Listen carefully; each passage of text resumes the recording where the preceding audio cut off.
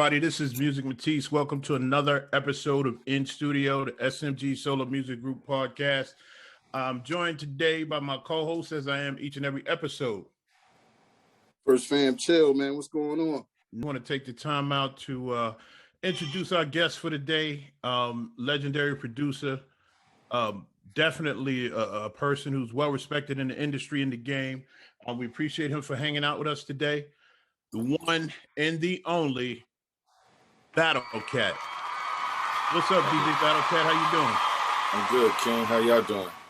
Good, King. Same here, man. Just taking it easy, trying to stay healthy these days. You know what I mean? Yeah, so mandatory, so necessary. Absolutely. We thank you again for coming to hang out with us. We're not gonna hold you long. We just wanted to tap in with you.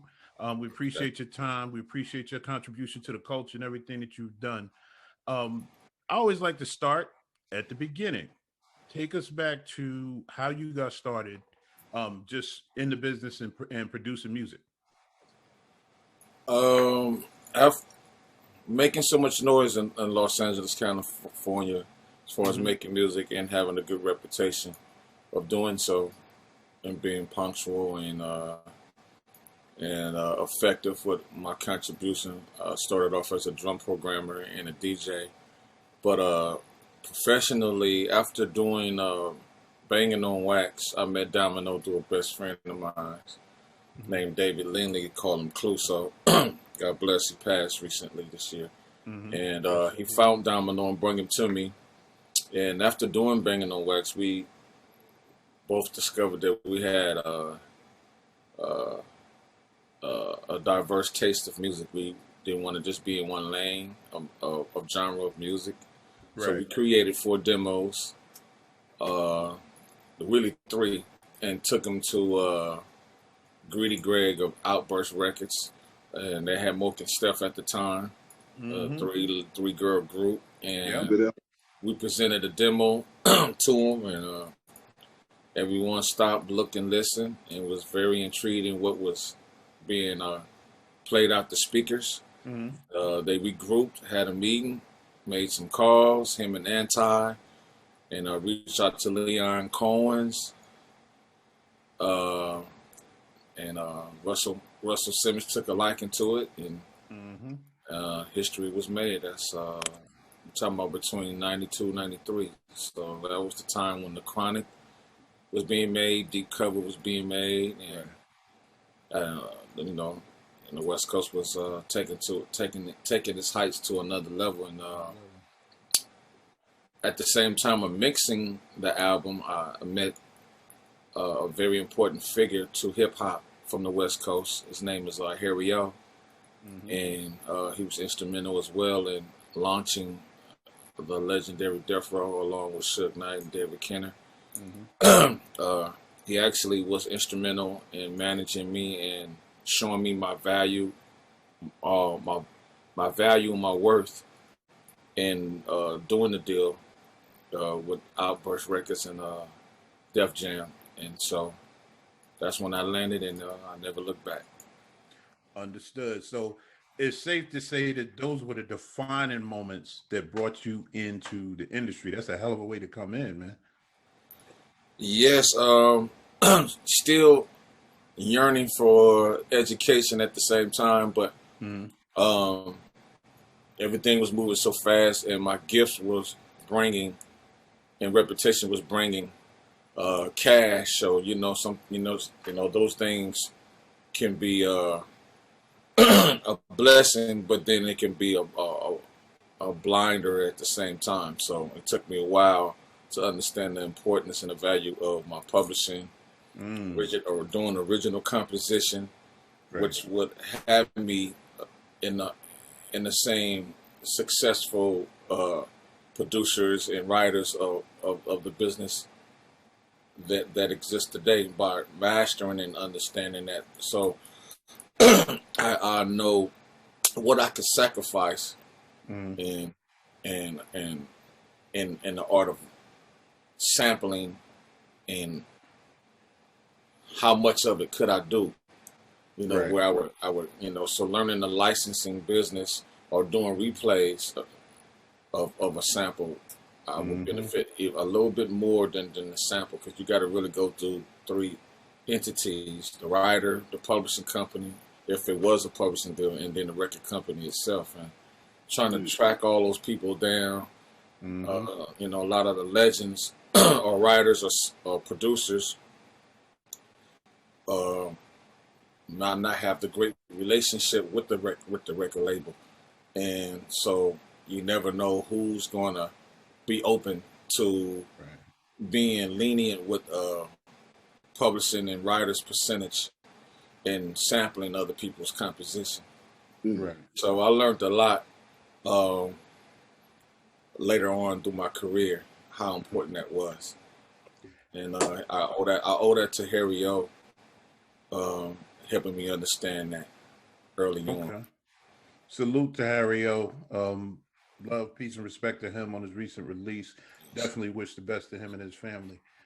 Yeah, I want to implement one more incredible individual. His name is Stan Shepard. You know, Uncle Stan definitely was definitely instrumental in making sure that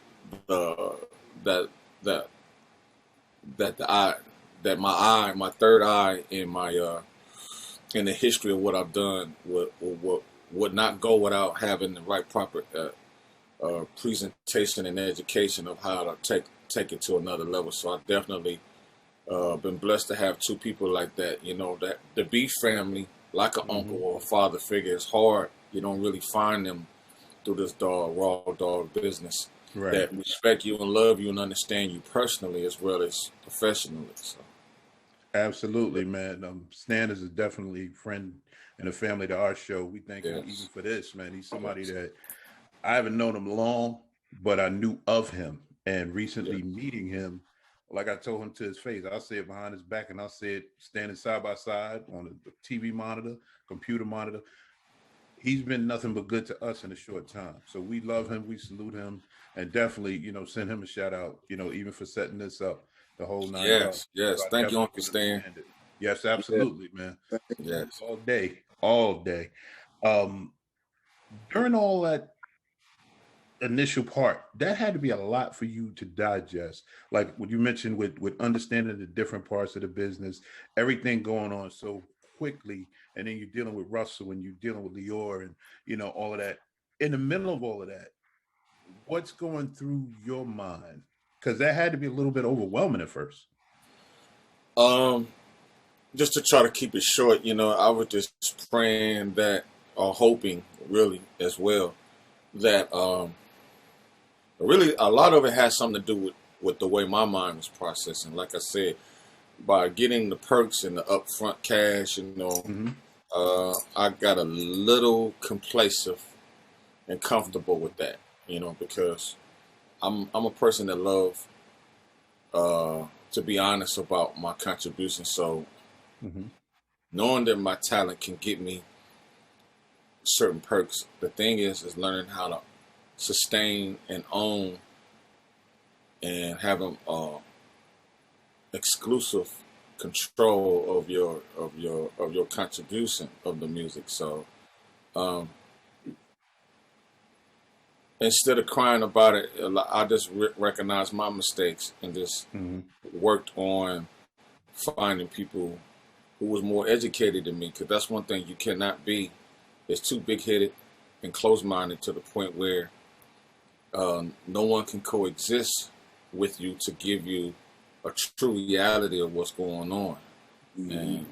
And all the steps that I was making behind the scenes were eventually surfaced, and they knew that okay, he's okay, but others that's in the game knowing that know the business is like, you know, Cat is not getting his just due and on the business aspect, because once you understand that and can maximize that, then it will put you in an executive situation of your life where you could do executive things, where other executives would respect what you do to the point where they bring something to you where it doesn't feel like a liability. They feel like a asset to not only my career and brand and movement, but theirs as well.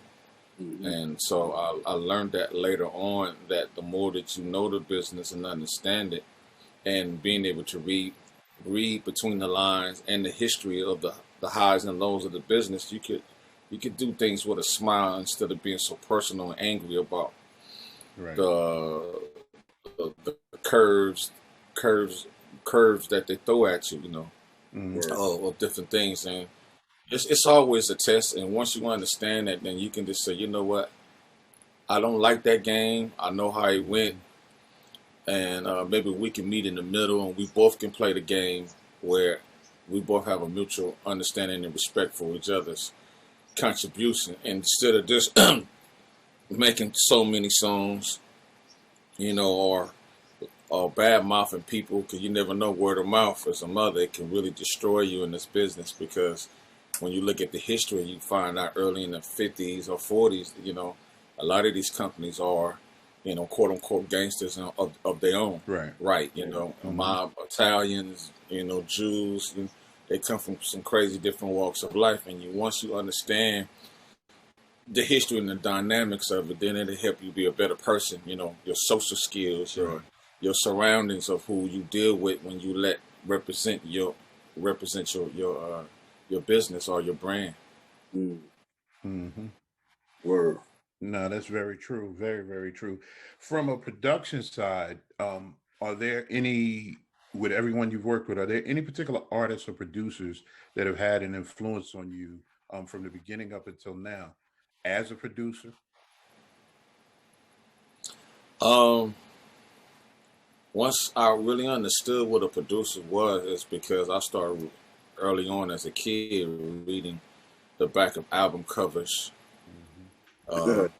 which is very important to me, because that is the history, that is the information to obtain. There's a lot of information on the back of them covers, the A&R, the art, the person who did the art for the cover, addresses and everything, so that's really like the first stages of you jotting down all the information that you need to go make a presentation to the industry.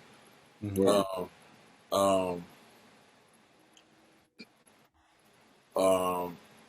I want to say that, going back to the question, which was about the biz, right? That's what we come up to production.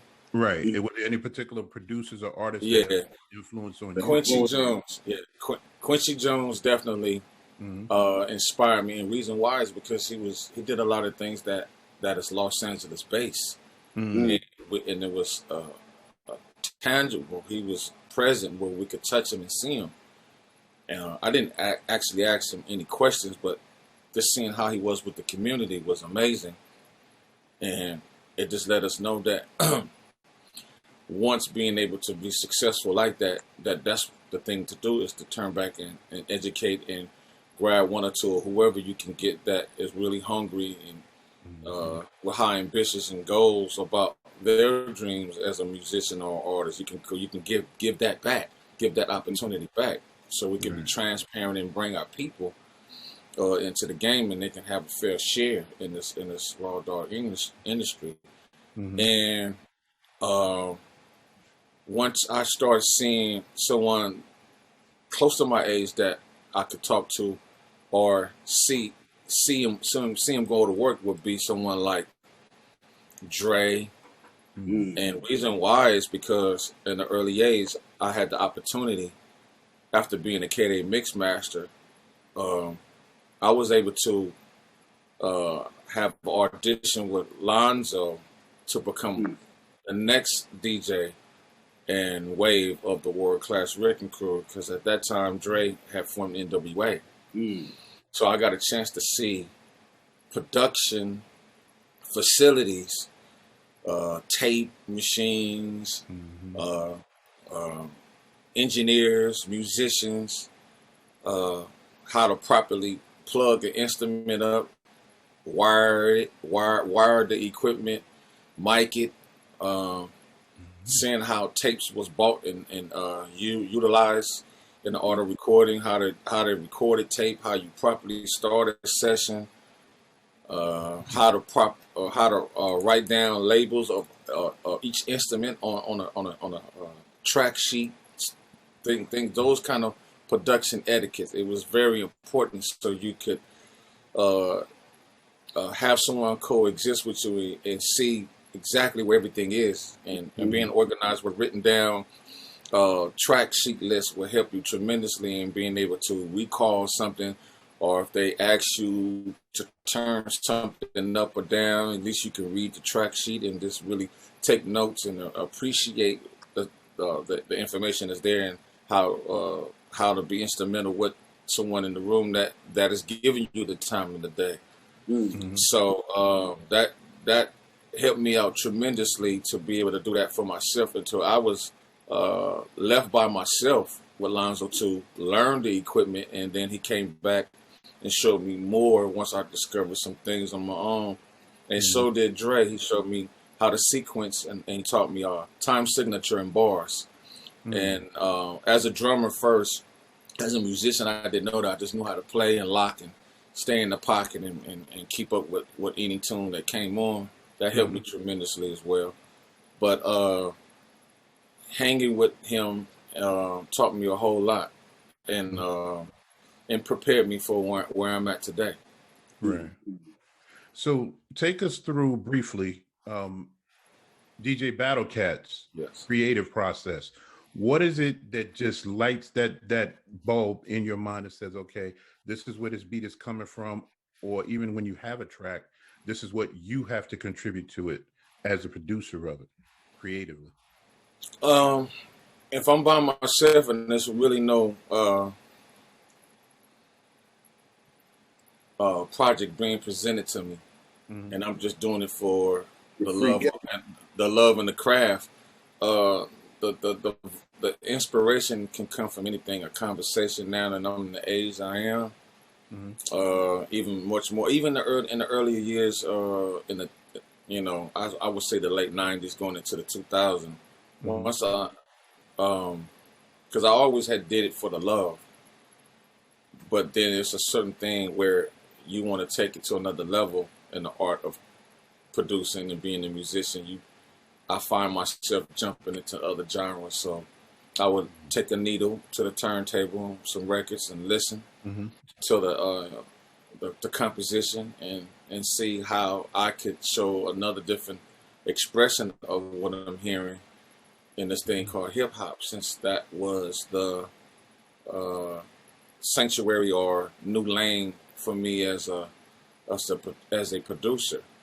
I wasn't really thinking about the R&B world as far as being a producer for the R&B aspect of it, because hip hop was the vessel that got me in the first place. But I always had a musical background. So if I was to start a track today, it's just really a vibe. I love progression of music, whether if it's coming from a guitar, any instrument that can play chord progression. So we're talking about really electric guitar, keyboards, or even hearing harmonies of multiple vocals. I just love chord progression.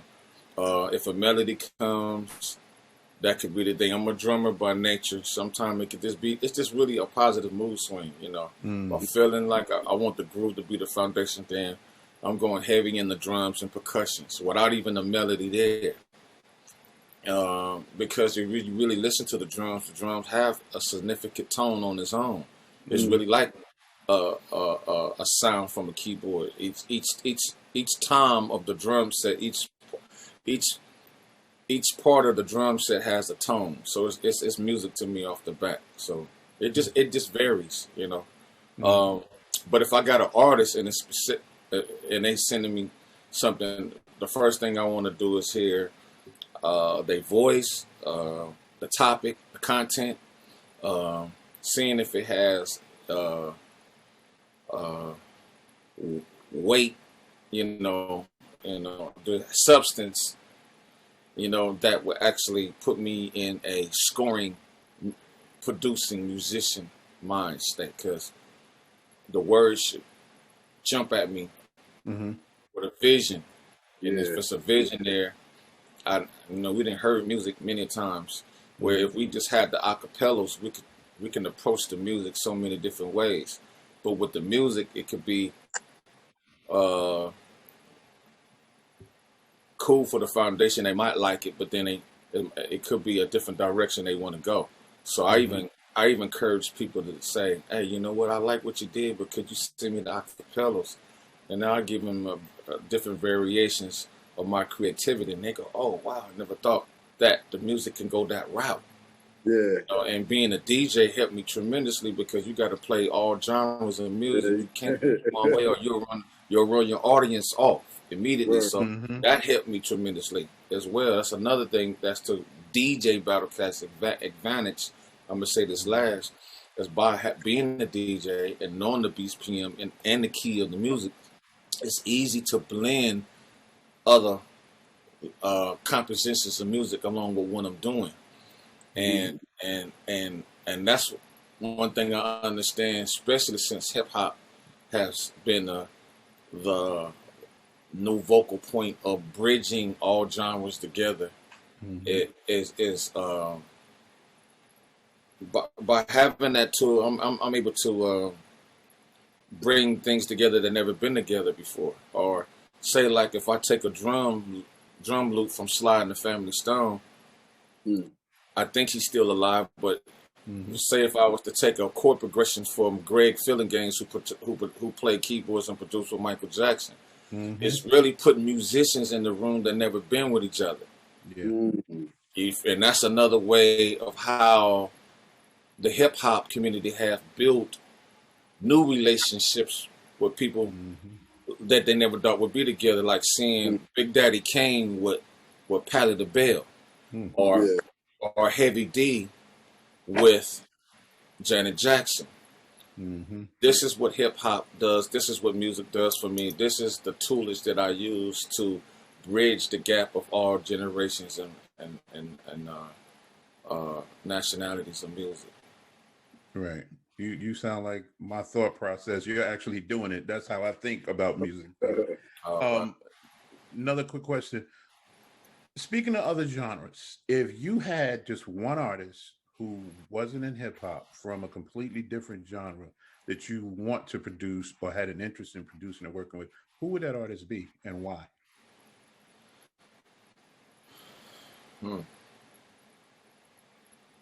Okay, well, he's deceased, but it's Michael Jackson.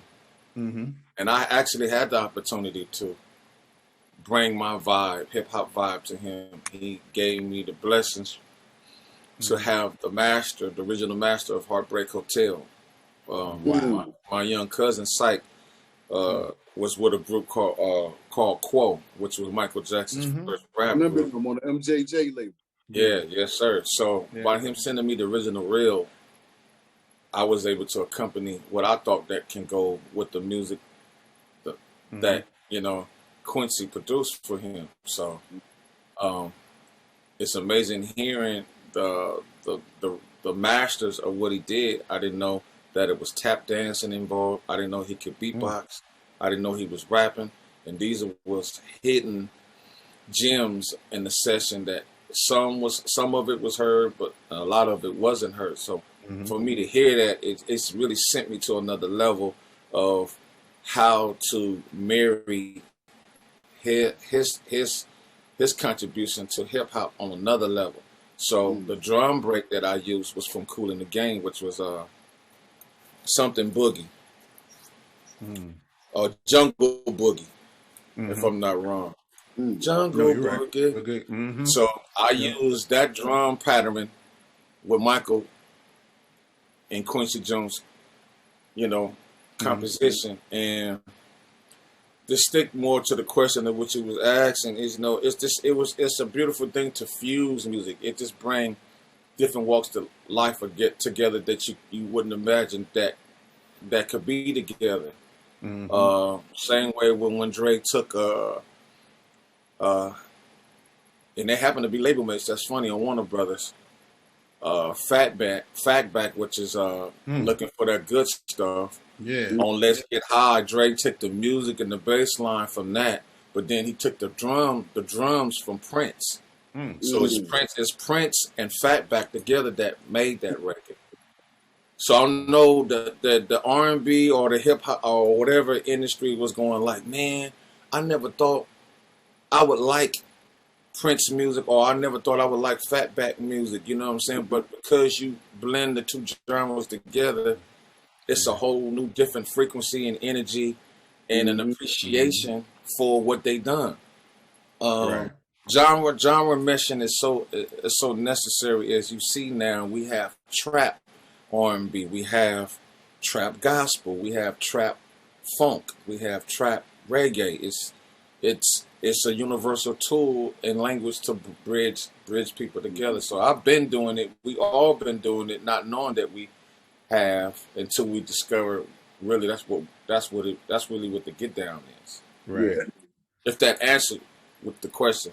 No, it makes sense, and I'm enjoying the conversation. So don't mind me, because it's very rare that you talk to somebody and you feel like kindred musical spirit. My thing has always been, as a fan of music, and even now as a label owner and a manager of artists, I just have a personal philosophy where I say every genre, every single song in the world is one big song. We're just getting, when we hear songs, we get pieces of one huge song, no matter what the genre, no matter what the actual song itself is. We're only hearing a small amount of what's one big song from every single genre, and sometimes to people that sounds crazy. It's amazing that you make that statement. That's let me know that you have a spiritual side, because you have to be on a higher frequency to appreciate that and express that. Yeah. And in the scheme of things, or just in the bigger expression of music that bring us all to one sound mind is that source that's above us, the big man upstairs, Right. And it is one big song when you think about it. So it's just we are individually and collectively a color and collage of what you just said. So I agree. Absolutely. On the business side, and we're not going to keep you long. We do appreciate your time, as we said at the opening of the program. On the business side, have you given any interest? And if you do, I may not be aware of it, or we may not be aware of it. Have you given any thought to the possibility of one day running your own label, where you're sitting at the head of the table as a CEO? Yeah, what's funny? I didn't see myself like that as a leader or a businessman, because I still was in the mix of accomplishing goals, just in placement and just trying to reach a certain audience or a certain type of artist. So going through the highs and lows, you get discouraged, and then you feel like not your time is up, but just the way that they look at us and appreciate us, I'm glad I was able to look at other people who didn't stay complacent and went to wherever the opportunity was. Like when the South got quiet and the West got quiet. I mean, when the East Coast got quiet and didn't keep the same integrity, right, in essence of the business, and understanding what was going to happen, and the East Coast and the West Coast did the same. And when the South first got that indication from the Source Awards that they weren't being looked at or appreciated, and embracing all walks of life and cultures of music, it put a fire up under their ass so cold, to where it really taught us a lesson about being closed-minded, and really throwing rocks and stones at our own people. That was one of the most impactful things, that was so disrespectful to the culture of music and us as a people.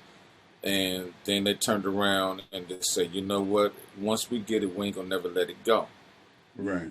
And that was something I admired the most. So And I noticed too, even with me, that only way that I'm going to get my just due is if I brand myself by breaking an artist. Mm-hmm. And so, yes, me, Stan, my wife, and a few other conglomerates are doing some things that is going to be real solid and promising, not only for myself but the next generation of entertainment and music. But I really want to take it to the film side as well, because Mm-hmm. one thing about us, we do have a vision. We Right. do uh, need a bigger platform, and someone like myself who's very groomed with music etiquette, business etiquette, communication etiquette, protocol etiquette, appreciation etiquette. This, Mm-hmm. I mean, I'm putting them titles on all that because the do's and don'ts is is so necessary that we learned that early on, Yes. and it's okay to forgive yourself, because a lot of us don't, Right. and when we don't do that, then we don't really see our blessings, like our divine purpose of being here. So Mm-hmm. a lot of people have asked this question or looked at me like, do he understands the value of who he is? Do Right. he know that he could go to another level? Do he know he's really looked at or sought out as that kind of person that could be a possible CEO? But Mm-hmm. when the game changed, then I had to reposition myself and learn the new language of how to get down versus the past. Right. And I noticed that um, education is key.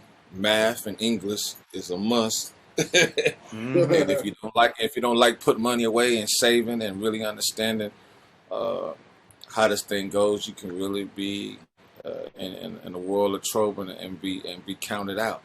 So Right. I got quite a few things going on that's going to make sense for the next generation. I have children and uh, a younger generation outside my family that are really looking for not only my advice, but could I spearhead them in the form of being a CEO. So yes, Okay. I'm Yep. moving toward that light. I think it would be cool, you know, going back to school to learn how to be a professor and a Okay. teacher of music. Um, I got a podcast Mm-hmm. that would reflect from that as well, called Mm-hmm. Word of Mouth, Mm-hmm. and so I have to tap into what it is now, so I can really monetize and reap the benefits like never before. Good Yep. word. Independence is the game. I love the platform that you guys got me on. I think it's Appreciate so that. necessary. I'm so grateful, uh, and I will keep you guys up to speed on anything and everything that I'm doing, because the strength in numbers. Yes, Um, indeed. it's, Word. it's cool. Appreciate you guys. Well, I'm gonna tell you this before we get out of here and let you go back. We do appreciate that time. People don't understand how important that is to be courteous of someone's time, and the artist is giving you their time, particularly an established artist. One thing about you that, and I told Stan, is that I've always admired, and I've been a fan of yours for years.